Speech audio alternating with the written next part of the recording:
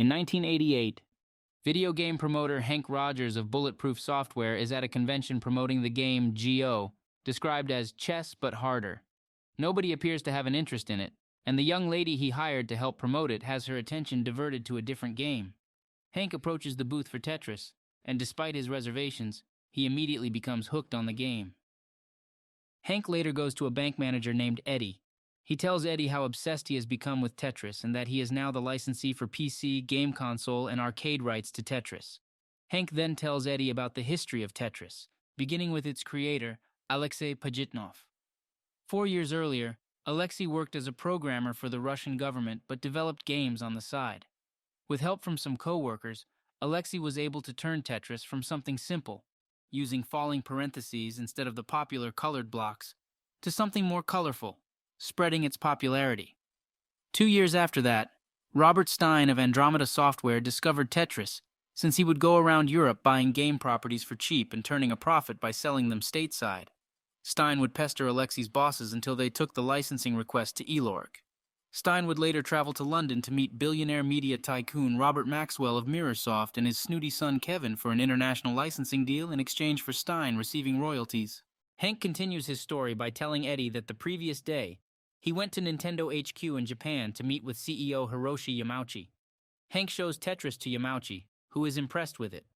Despite receiving an initial $500,000 offer for a buyout, Henk turns it down in order to form a partnership with Yamauchi by convincing him that them working together is comparable to Mario and Luigi or Zelda and Link. Henk then asks Eddie for a $3 million loan for Nintendo cartridges and arcade consoles. Eddie agrees once Henk agrees to increased interest rates and putting his house down as collateral. At his apartment in Tokyo, Henk talks to his wife Akemi. She expresses concerns over his deal until Henk points out that their kids are so into Tetris that the house is quiet. His eldest daughter Maya is especially absorbed by it. Henk speaks on the phone to Kevin, who tells him that he and his father already sold arcade rights to Sega in Japan. Henk becomes angry and returns to Nintendo to speak to Yamauchi and ask for residuals in advance. Yamauchi invites Henk to meet with his colleagues in Seattle. Henk travels to Seattle to meet with Nintendo's president Minoru Arakawa and VP Howard Lincoln. They reveal to him the Game Boy, the hot new handheld console that is set to be released with Super Mario Land, but Henk convinces them it should be packaged with Tetris instead, and he tells them he will acquire handheld licensing rights.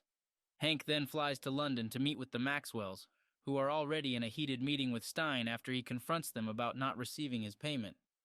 Henk requests to buy the handheld rights, but does not get a clear response from the Maxwells. After Henk and Stein leave, Kevin asks his father about money missing from employees' retirement funds, but Maxwell dismisses the questions and focuses on acquiring Tetris.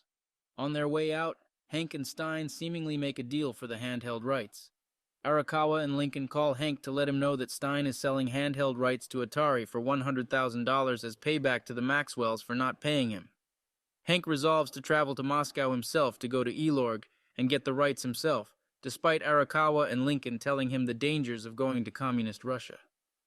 Upon arriving in Moscow, Henk meets a young woman named Sasha, who becomes his translator. She guides him to Elorg, despite her warnings that he could get in trouble for walking in without an invitation. They meet Elorg President Nikolai Belikov, and Henk begins to explain his business to Belikov. From Sasha's translations, Henk learns that Elorg only licensed PC rights and not console or handheld. Henk presents Belikov with a personal copy of Japanese Tetris, but Belikov believes it is an illegal copy. Despite Belikov's orders to leave, Henk convinces him to meet again to discuss the conditions of the deal. On their way out of Elorg, Henk is approached by shady KGB men and told to leave the country. Kevin arrives in Moscow and meets with Valentin Trifonov, a member of the Central Committee of the Communist Party and head of Department of Foreign Trade. Due to the Maxwells' connections to Mikhail Gorbachev, they believe they have an easier way into acquiring Tetris. The next day, Henk and Sasha return to Elorg, where they meet Alexei for the first time, along with Trifonov and his men. Trifonov accuses Henk of illegal practices, such as showing up with a tourist visa when it's false, while Alexei also does not immediately trust Henk's intentions.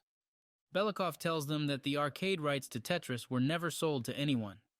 Stein and Kevin also separately arrive to try and meet with Belikov while Henk looks over the contract that was signed, determining that Stein stole arcade rights.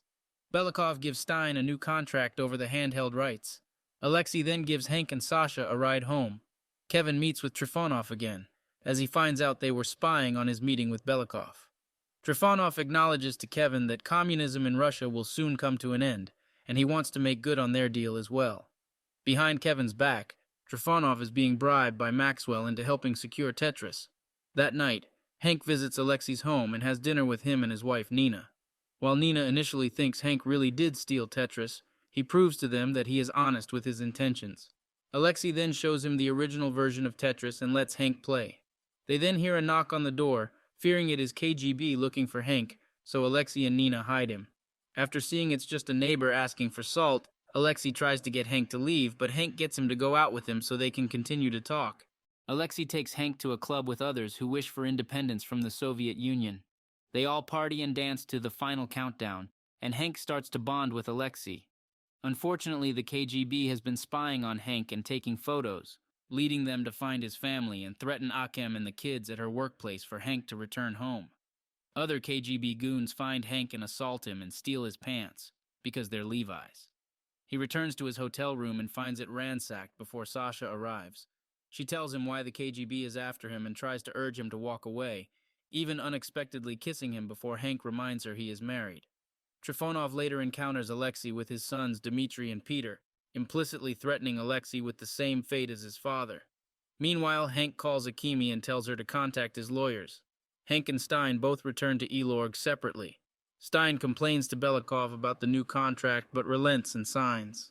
Henk confronts Belikov over everything that has been going on and tries to make a new deal for $25,000 in royalties up front, and 25 cents for every copy of the game sold since Henk is broke and desperate.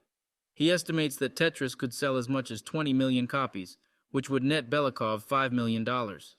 Belikov then meets Trifonov outside, who says that Tetris will go to Mirasoft. The two then meet with Kevin, with Belikov saying that Mirasoft can have Tetris if they are wired $1 million within a week. Belikov then privately talks to Henk about making his own offer within the week and giving him a letter of intent to sign. Henk is met by Alexei, who rides with him via taxi so they are not followed. Alexei tells Henk what happened to his father. He was a university professor who signed a letter of protest for his colleague that was jailed for selling his book abroad, and it ruined Alexei's father's career. He then shows Henk that Sasha is a KGB agent, who has been specifically going after him for his perceived threat, and they see her talking to Trifonov. Alexei then brings Henk to an airport. Henk misses Maya's school concert even after he promised he would be there. Meanwhile, Maxwell meets with Arakawa and Lincoln to ensure Mirasoft gets Tetris, and Trifonov has one of his men assault Belikov per Maxwell's orders. Back at his apartment, Henk receives a fax saying he's being dropped from the Tetris deal, as well as a threatening photo of Sasha kissing him that could be shown to his family. Akimi and Maya arrive, with Akimi chastising Henk for missing Maya's concert, but he shows more concern for losing the deal and everything they have, causing Maya to run to her room and cry. Belikov visits Alexei at his apartment. He tells Alexei that Tetris will go to Mirasoft, and Belikov will be removed from head of Elorg unless Alexei can make things right. He gives Alexei a letter of intent to fax to Henk, which he does at his job. At the same time, Kevin finds his father shredding documents, and when he asks for the $1 million needed to give to Elorg, Kevin says that they don't have that money. After Henk receives the letter, he returns to Nintendo to confront Arakawa and Lincoln to show them the letter. Henk then finds out that Atari stole Nintendo's patent and is selling Tetris cartridges. Henk says Stein and the Maxwells lied and that the letter expired the day before, meaning Atari has zero rights to Tetris. Henk convinces Arakawa and Lincoln to return to Moscow with him to make their deal official before the Maxwells do anything more. Alexei discovers he has been fired from his job and finds people repossessing his items. He also finds Trifonov talking to Dmitri and Peter, making more implied threats to throw them over a ledge. Trifonov contacts Maxwell to continue their dealings, with Sasha finding Trifonov trying to work things out in his own favor against the interests of the country. Afterward, Stein confronts the Maxwells by punching Kevin in the face for going to Moscow and trying to make the Elorg deal behind his back, screwing him out of his payment. Maxwell reads the documents and makes plans to head to Moscow with Kevin to personally speak to Gorbachev to work against Henk. Upon his return, Henk goes to find Alexei, who does not want to see him due to everything he has lost by working with Henk. Not far from them, Trifonov and his goons catch wind of Hank's return and rush to Elorg. The Maxwells show up to Elorg first for their deal, until Hank, Arakawa, and Lincoln show up. Maxwell orders Belikov to sign until Hank figures that the Maxwells have no money to pay Elorg with. Belikov sees through the lies and refuses to sign. Maxwell tries to attack him, but Belikov delivers a well-deserved headbutt to his face. Belikov signs with Nintendo and orders the trio to leave Moscow immediately. Trifonov confronts Maxwell, revealing his dealings in front of Kevin and Sasha after realizing they lost the contract. Trifonov goes after Hank, Arakawa, and Lincoln, but Alexei shows up to pick them up and drive them to the airport. This leads to a high-speed chase with the KGB goons going after the four men. They arrive at the airport and hop on the first flight out of there. Trifonov thinks they are headed to Tokyo and boards that plane, only to find they are on a different plane. Sasha shows up to arrest Trifonov for treason. Hank returns to his apartment in Tokyo and creates a makeshift stage for Maya to make up for missing her concert. He apologizes to her in Japanese, and she puts on the show for him while he watches with Akemi. He also shows her the check for $5 million to Bulletproof Software. Later on, the Game Boy is released with Tetris, which sells out twice in Japan before it arrives in the United States. Gorbachev resigns, and borders are being opened up around Europe. Hank sends Alexei his own copy of the Game Boy. Sometime after that, Alexei and his family move to the United States, where they are met by the Rogers family. Hank and Alexei greet each other with a hug.